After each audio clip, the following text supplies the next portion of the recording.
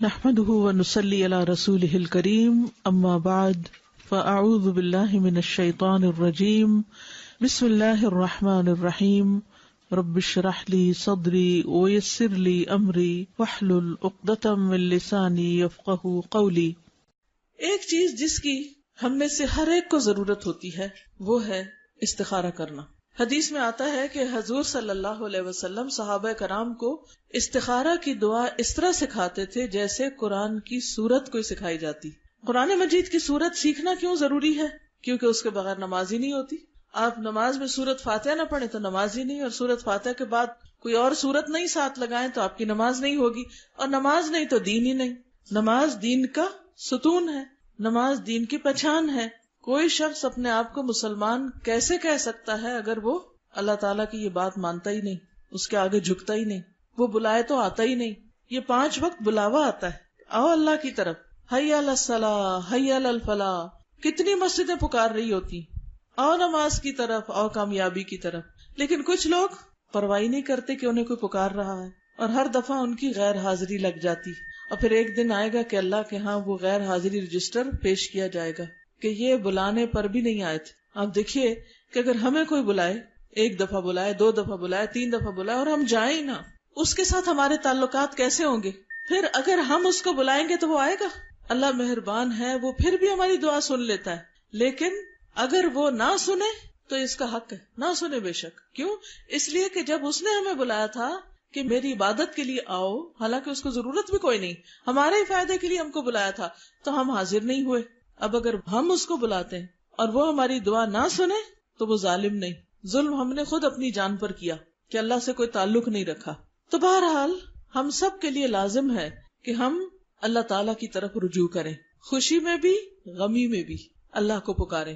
بات صرف اتنی ہے کہ ہم عام طور پر صرف غم کی حالت میں، دکھ کی حالت میں، مشکل میں، فکر مندی کے وقت اللہ کو پکارتے ہیں، لیکن جب اچھے حالات ہوتے ہیں تو اللہ کو بھول جاتے ہیں۔ جو 4 نمازیں پڑھتے ہیں تو وہ بھی چھوڑ بیٹھتے ہیں۔ کوئی شادی ہو، کوئی فنکشن ہو، پارٹی ہو، پکنک ہو، کتنے لوگ نماز پڑھتے ہیں؟ خوشی کے موقعوں پر عموماً لوگ ایسی مستی میں آتے ہیں کہ نماز چھوڑ دیتے ہیں، حالانکہ وہ تو نہ خوشی میں معاف ہے نہ غمی میں معاف ہے، تکلیف میں پھر اللہ کی طرف کچھ نہ کچھ رجوع کر ہی لیتے ہیں۔ تو بہرحال بات ہو رہی تھی استخارے کی۔ بہت سے لوگ استخارے کے معاملے میں غلط فہمی کا شکار ہیں۔ ان کو یہ نہیں پتا کہ استخارہ ہے کیا چیز، صرف سنی سنائی پر عمل کر رہے ہوتے ہیں۔ تو استخارہ کا لفظی مطلب ہوتا ہے خیر مانگنا، اللہ سے خیر کی دعا کرنا کہ یا اللہ جو کام ہم کرنے جا رہے ہیں اس میں خیر ہو، بھلائی ہو، اس کا انجام اچھا ہو۔ تو کوئی بھی جو اہم کام زندگی میں ہوتا ہے، مثلاً کاروبار ہے، شادی ہے، سفر ہے، اور اسی طرح کے اہم فیصلے ہوتے ہیں، کوئی جائیداد کی خریداری ہے، تو اس سے پہلے 2 رکعت نفل نماز پڑھی جاتی، اور نماز پڑھنے کے بعد دعائے استخارہ پڑھی جاتی۔ جیسے دعا مانگتے ہیں ہم، تو یہ دعا استخارے کی خود نبی صلی اللہ علیہ وسلم نے سکھائی۔ کیسے؟ جیسے قرآن کی سورت سکھاتے تھے۔ اتنی اہم چیز ہے، اتنی اہم دعا ہے۔ ہر انسان کی زندگی میں ایسے بہت سے معاملات پیش آتے ہیں جن میں فیصلہ کرنا بڑا مشکل کام ہوتا ہے۔ رشتہ دیں یا نہ دیں، یہ بزنس شروع کریں کہ نہ کریں، یہ گھر خریدیں کہ نہ، یہ بیچیں کہ نہ، دل میں تردد اور ملال اور ایک خلل سا رہتا ہے۔ تو اس کا حل کیا ہے؟ اس سے چھٹکارا کیسے پائیں؟ کس پہ بھروسہ کریں؟ کس سے مشورہ کریں؟ کون ہم کو گائیڈ کرے کہ کیا کرنا چاہیے؟ تو ایسے میں اللہ ہی اصل خیر خواہ ہے، وہی اصل محبت کرنے والا ہے، اور وہی جاننے والا بھی ہے، وہی صحیح بتا سکتا ہے۔ تو اس لیے عقل مند وہی ہے جو اس وقت خیر کی دعا مانگ کر، یعنی استخارہ کر کے حتمی فیصلہ کر لے۔ امام ابن تیمیہ کہتے ہیں جس نے اللہ سے استخارہ کیا اور مخلوق سے مشورہ کیا، یعنی اللہ سے بھی مشورہ کرو، اللہ سے بھی دعا کرو، اور بندوں سے بھی مشورہ کرو، ڈسکس کرو، اور اپنے کام میں ثابت قدمی اختیار کی، پھر اس کام میں جلد بازی نہ کی، یعنی صبر سے کام لیا، بس فوراً نہیں، دعا کی، ذرا سا انتظار کیا، اور پھر فیصلہ کیا، غور و فکر کے بعد فیصلہ کیا۔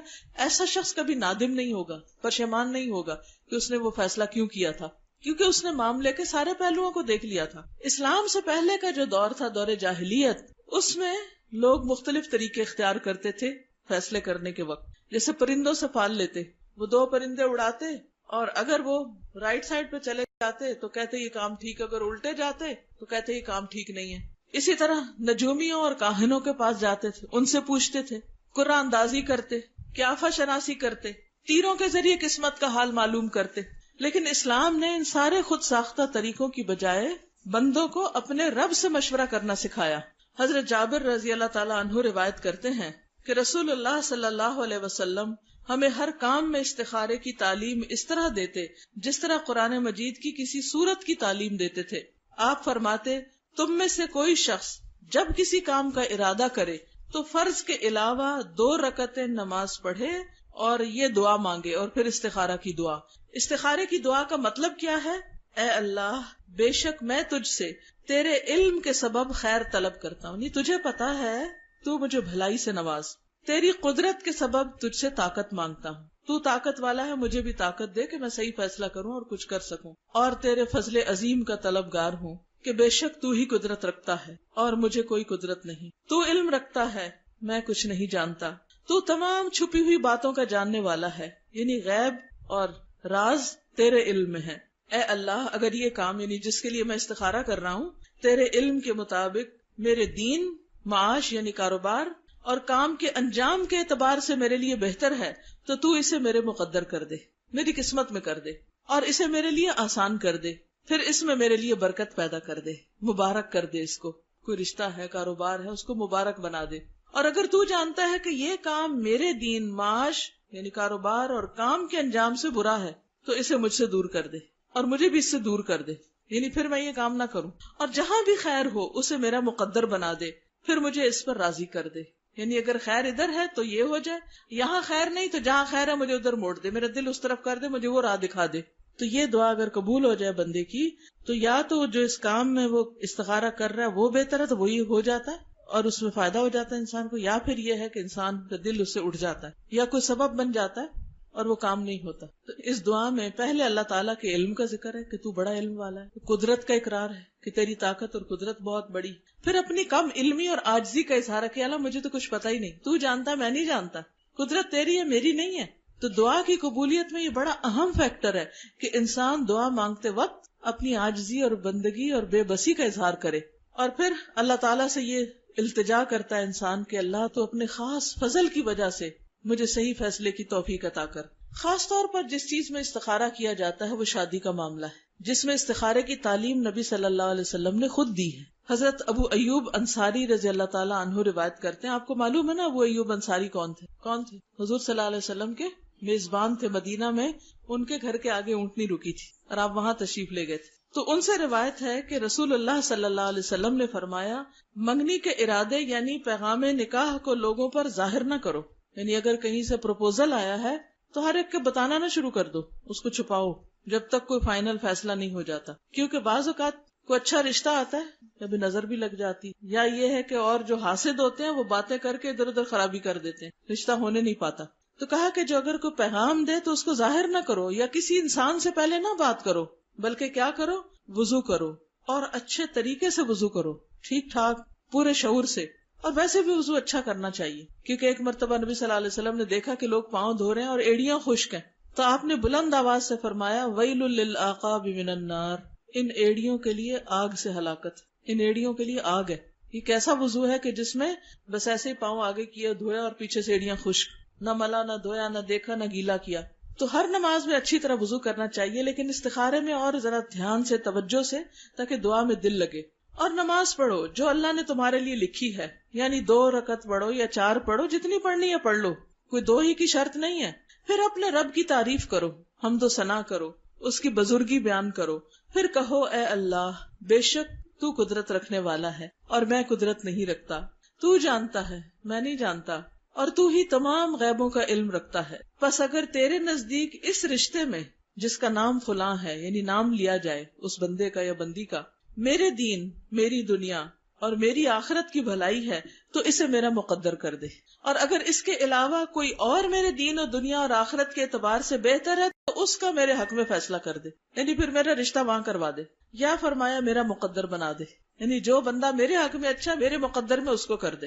کتنی اچھی دعا ہے، ہر دفعہ نفل پڑھے انسان، اور ہر دفعہ ایسی دعا جو رشتہ آیا اگر وہ نہ بھی ہو تو انسان کو ملال نہیں ہوتا کہ اللہ نے کوئی اور بہتر مقدر میں رکھا ہوگا، کیونکہ ہم اچھے کی دعا مانگ رہے ہیں، اور ہر چیز کا ایک وقت ہوتا ہے، اپنے وقت پر آ کر وہ چیز ہو جاتی ہے، ہم جلدی مچاتے ہیں کہ جلدی ہو جائے، حضرت یوسف علیہ السلام جن کے پیچھے بہت سی عورتیں پڑ گئی تھی تو بڑے پریشان ہو گئے. انہوں نے دیکھا کہیں کوئی ٹھکانا ہے ہی نہیں کہ میں اپنا ایمان بچاؤں, تو انہوں نے اللہ تعالیٰ سے دعا کی, رب السجن احب الی مما یدوننی الی, اللہ میرے نزدیک میرے لیے تو جیل ہی اچھی اس چیز سے جس کی طرف یہ سب مجھے بلا رہے ہیں. تو بہرحال اللہ نے ان کی دعا قبول کر لی, اور لوگوں کے دل میں بھی یہی آیا کہ اس بندے سے جان چھڑاؤ, اس کو جیل میں کر دو, بغیر کسی قصور کے کئی سال جیل میں رہے, حتیٰ کہ وہ خاص وقت آ گیا جس میں نکل کر پھر ان کا واقعی رول ادا کرنا تھا ان کو, جس کے لیے اللہ نے ان کو پیدا کیا تھا.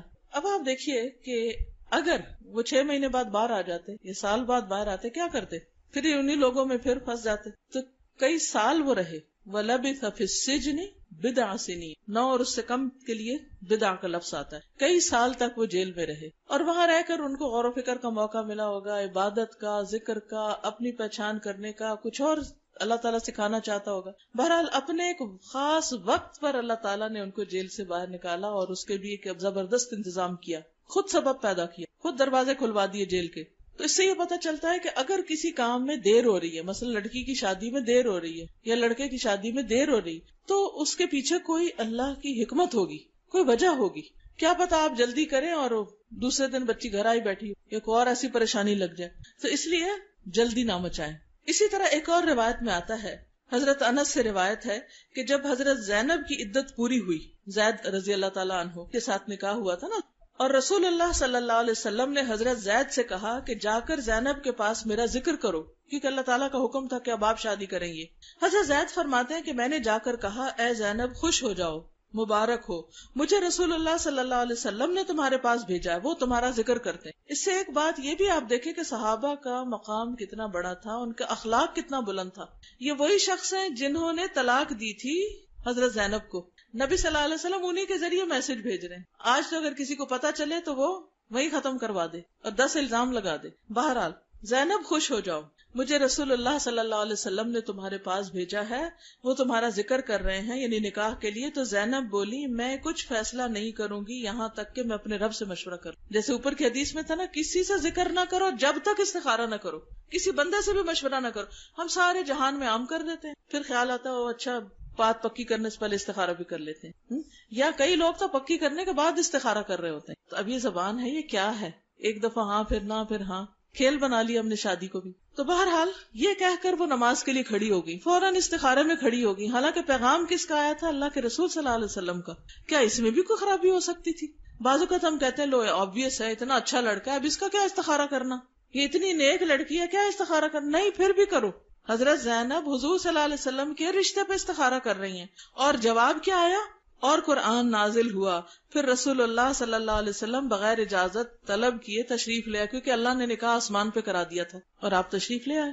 یہی استخارے کا جواب ہوتا ہے کہ رشتہ طے ہو جاتا, بات پکی ہو جاتی یا ختم ہو جاتی. تو بہرحال یہ استخارے کا ایک بہت ہی اہم پہلو ہے. تو شادی کاروبار وغیرہ میں تو عام طور پہ ہم استخارہ کرتے ہیں, لیکن زندگی کے بعض اوقات جو اور روزمرہ کے معاملات ہوتے ہیں اس میں ہم نہیں کرتے, پھر پریشان رہتے پتہ نہیں صحیح ڈیسیژن کیا کہ نہیں کیا. اس میں بھی کر لینا چاہیے. مثلاً صحابہ کرام کا طریقہ یہ تھا کہ ہر اہم کام میں استخارہ کرتے تھے. جب رسول اللہ صلی اللہ علیہ وسلم کی وفات کے بعد آپ کو دفن کرنے کا مرحلہ آیا, یعنی آپ فوت ہو گئے اور آپ کو کفن وغیرہ پہنا دیا گیا, تو یہ تھا کہ آپ کی قبر کس طرح کی ہو, بغلی ہو یا شق ہو, سیدھی ہو. اب کوئی ڈیسائیڈ نہیں کر پا رہا تھا, کیونکہ کوئی سمجھ نہیں آ رہی, کوئی تعلیم مل نہیں رہی تھی کہ زیادہ بہتر کیا ہے. تو انہوں نے اس پر استخارہ کیا کہ ان میں سے زیادہ بہتر کیا ہے. بعض اوقات ایسا ہوتا ہے نا, 2 چیزیں آپ کے سامنے ہوتی, تو آپ کہتے ہیں یہ رشتہ بہتر ہے یا یہ بہتر ہے, یہاں جانا بہتر ہے یا یہاں جانا بہتر ہے. تو اسی طرح انہوں نے بھی اس پہ استخارہ کیا. اور کیا ہوا؟ حضرت انس بن مالک کہتے ہیں کہ میں اس وقت مدینہ